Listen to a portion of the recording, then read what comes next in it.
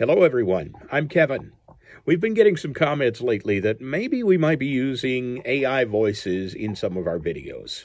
I'm not really sure if that's a compliment or not, but I wanted to come on here and just let you see for yourself that I'm a real, live, breathing human. So I hope this clears things up for you a little bit. Thanks for the comments. Keep them coming, and we'll see you in the videos.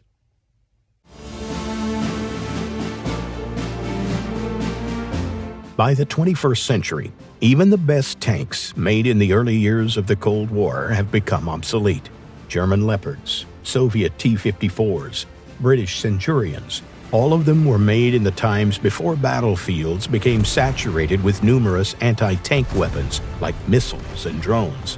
These tanks managed to stay relevant thanks to modernization programs, but even those efforts could only support them for so long.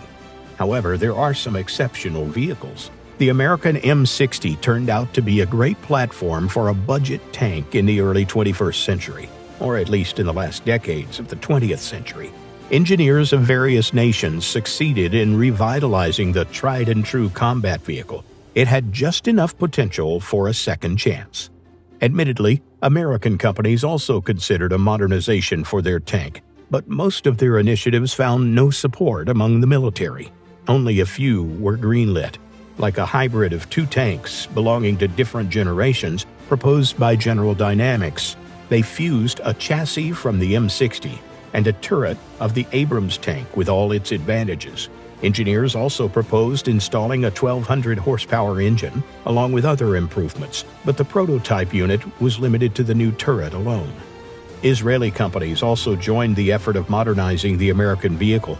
While the U.S. was getting ready to transition to the Abrams, the Middle East was trying to squeeze the last drop of performance from the M60. It received a new transmission that was similar to the one on the Merkava tanks, a more powerful Continental engine, remotely controlled machine guns, and new digital communication systems. The engineering teams were going to give a tank from the 1960s everything it was missing. Despite the impressive new upgrades, the Israeli military ended up switching to tanks produced locally. Israel Military Industries didn't want to waste the modernization effort, so they tried to export the model and compete with General Dynamics for clients. Turkey was a major potential buyer. It had one of the largest armies in Europe that was also underarmed and quite outdated at the time. The nation received a few hundred M60 tanks after the Cold War was over, when the United States was looking for a place for its outdated vehicles.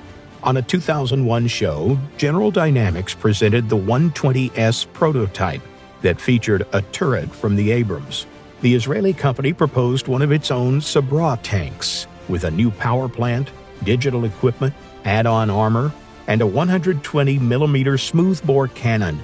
The American vehicle had a price tag that was very close to contemporary tanks, while the Israeli model was a bit more balanced and budget-oriented.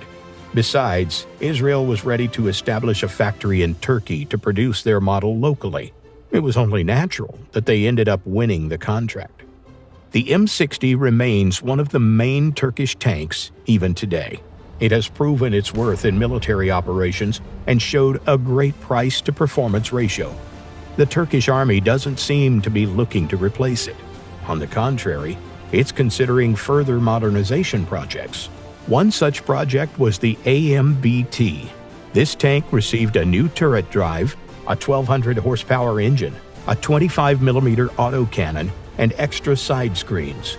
And while the AMBT never reached the mass production stage, the M60 isn't giving up just yet. Who knows how long this old fellow will hold up.